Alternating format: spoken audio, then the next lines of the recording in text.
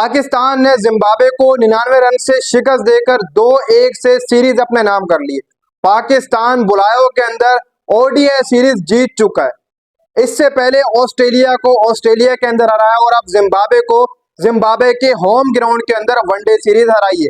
वहां पर भी हम 2-1 से जीते थे, यहाँ पर भी हम 2-1 से जीते थे। वहां पर भी हम पहला वनडे मैच हारे थे, यहाँ पर भी हम पहला वनडे मैच हारे थे, लेकिन आखिरी के लगातार 2-2 वनडे मैच जीते पाकिस्तान ने और इस बार भी जिम्बाब्वे को शिकस्त देकर अब सीरीज अपने नाम कर ली।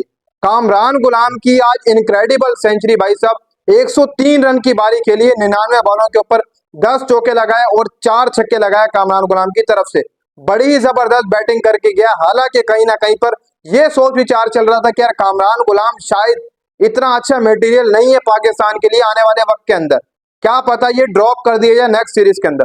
लेकिन कामरान गुलाम ने साउथ अफ्रीका के अगेंस्ट भी अपनी जगह पक्की कर ली है। देखो, बाबर आजम का आप बैकअप ढूंढ रहे थे तो वेट लगता है आपको। एक टाइम पे पीसीबी चेयरमैन ने कहा था कि यार बाबर आजम का आप मुझे बैकअप दिखा दें। क्या है बाबर आजम का बैकअप? देखो, बाबर आजम का बैकअप मुंह से बोलने से बाबर आजम का बैकअप नहीं आ जाएगा, आपको तैयार करना पड़ेगा।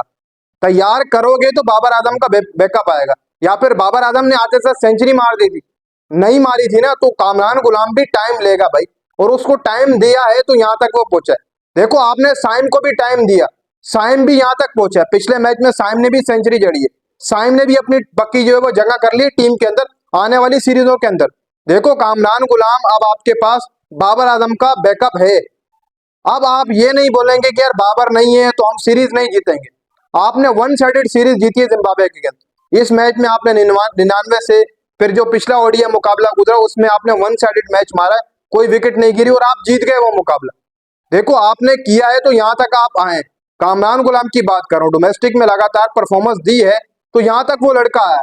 डोमेस्टिक में रन जो करता है वो परफॉर्मेंस देता है, लेकिन उसको टाइम देना पड़ता है। अगर आप ये कहेंगे कि यार बस आया है और पहली मुकाबले के अंदर सेंचुरी मार दे, तो ऐसा नहीं होगा। बाबर ने आते साथ पहले मैच में सेंचुरी नहीं मारी थी, उसने भी अच्छा खासा टाइम लिया था। तैयार होने में हर प्लेयर टाइम लेता है। डोमेस्टिक से आप जब लेकर आते हैं प्लेयर को डायरेक्ट इंटरनेशनल के अंदर, तो वो वहां पर टाइम मांगता है, क्योंकि इंटरनेशनल जो मैच होता है वो प्रेशर वाला गेम होता है, तो प्रेशर झेलना प्लेयरों के लिए बहुत ज्यादा अहम होता है। तो देखो, अब्दुल्ला शफीक को दूसरी तरफ देख लो, उसने भी आज 50 रन की बारी खेली है, जबरदस्त इनिंग खेल कर गया। वो भी इतना तो बनता ही है कि आप ओपनिंग कर रहे हैं तो आपको 50-60 शुरू में करना ही करना है, ये आपका हक है, आप कर ही जाएंगे। तो अब्दुल्ला कर रहा है फिलवक्त क्रीज के ऊपर खड़ा होके, यही चीज है। आज सैम ने रन नहीं किए, लेकिन उसने अपनी बॉलिंग से 2 विकेटें ली।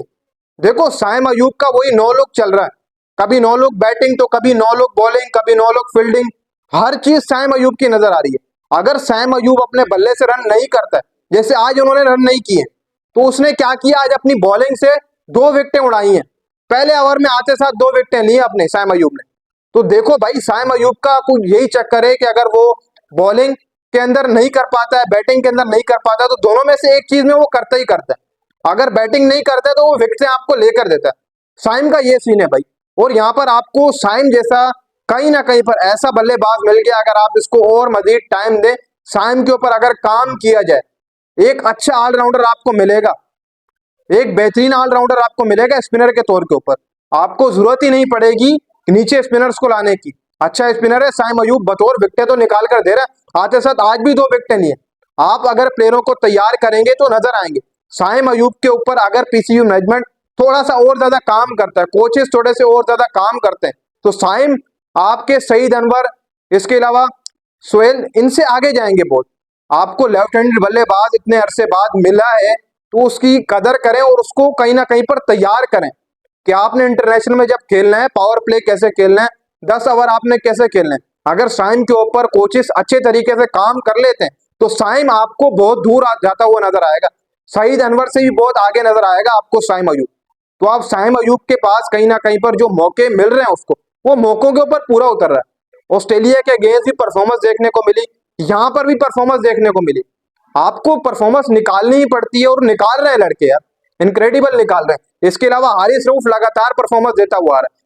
दोनों तीनों पिछले जो वनडे मैचेस गुजरे उनमें भी विकेटें लेके आए और आज भी 2 विकेटें लिए। इससे पहले ऑस्ट्रेलिया के अगेंस्ट भी वहां पर भी विकेटें निकाल के आए। टॉप विकेट टेकर हमारा हारिस रऊफ बना हुआ है इस टाइम के ऊपर। शाहीन नसीम को आप साइड में रख दें, हारिस रऊफ इस वक्त इनक्रेडिबल बॉलिंग कर रहा है हमारी तरफ से।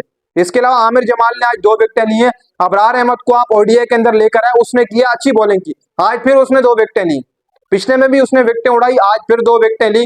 कहीं ना कहीं पर आप जो स्पिनर ढूंढ रहे हैं तो वो आपके पास ये अच्छे ऑप्शन है। देखो अबरार भी लगातार परफॉर्मेंस देता हुआ ही आ रहा है, लेकिन आपको कहीं ना कहीं पर इन परफॉर्मेंसेस को देखना पड़ता है। अब आपने जिम्बाब्वे के अगेंस्ट मौका दिया है, आपके पास अब बैकअप है। आप जो रोनर होते हैं कि हमारा बैकअप नहीं है, तो आपके पास बहुत बैकअप है यार। आपने बी टीम खिलाई है अभी इनके खिलाफ, वो T20 के अंदर जो आपकी टीम होगी अभी जिम्बाब्वे के अगेंस्ट, वो भी बिल्कुल लो होगी, वो कोई बड़ी टीम नहीं होगी। आपका बैकअप तैयार हो रहा है तो आप कर रहे हैं, अगर आप ना करते तो बैकअप कहां से मिलता। मैं हमेशा यही बात बोलता हूं कि एक दफा पीसीबी चेयरमैन मोहसिन नकवी ने प्रेस कॉन्फ्रेंस की थी, तो वहां सवाल हो गया कि यार बाबर रिजवान को क्यों नहीं ड्रॉप करते, तो उनका ये जवाब था आगे से कि आप हमें रिप्लेसमेंट बता दें, इनकी रिप्लेस कौन करेगा, हम ड्रॉप कर देंगे इनको।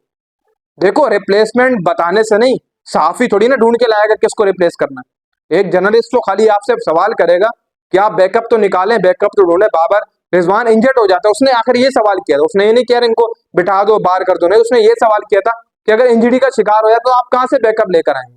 तो पीसीबी ने क्या कहा था कि आप रिप्लेस बता दें, हम कर लेंगे भाई। मतलब कि उनका माइंड वही था कि यही प्लेयर खेल रहे हैं और कोई प्लेयर नहीं है। आप अगर बैकअप बनाएंगे तो नजर आएगा बैकअप। इंडिया आज हमारे से इतनी आगे क्यों निकल गया क्रिकेट में, एक साल सन 2024 में इंडिया हमारे से बहुत आगे गया क्रिकेट में। उसके पीछे की वजह यही थी कि इंडिया ने वो काम किए जो शायद हम नहीं कर पा रहे थे। उन्होंने अपनी 3 टीमें खड़ी कर दी, विराट रोहित को साइड पे कर दिया, ऊपर ओपनर नए खिला दिए, मिडिल ऑर्डर के अंदर बाकी छोटे लड़कों को मौका दे दिया। उन्होंने ऐसे टीम तैयार की। अगर हम भी ये काम अभी हमने शुरू करना स्टार्ट की, हम भी ऑस्ट्रेलिया इंग्लैंड को फॉलो कर रहे हैं और यही चीज हमें रिजल्ट दे रही है।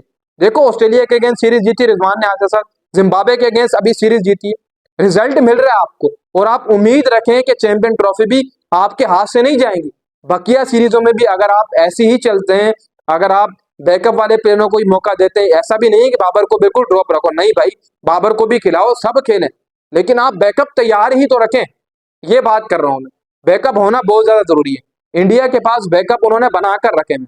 विराट नहीं है, रोहित नहीं है, उनकी जगह उनको खिला लिया, विराट रोहित आया उनको ड्रॉप कर दिया।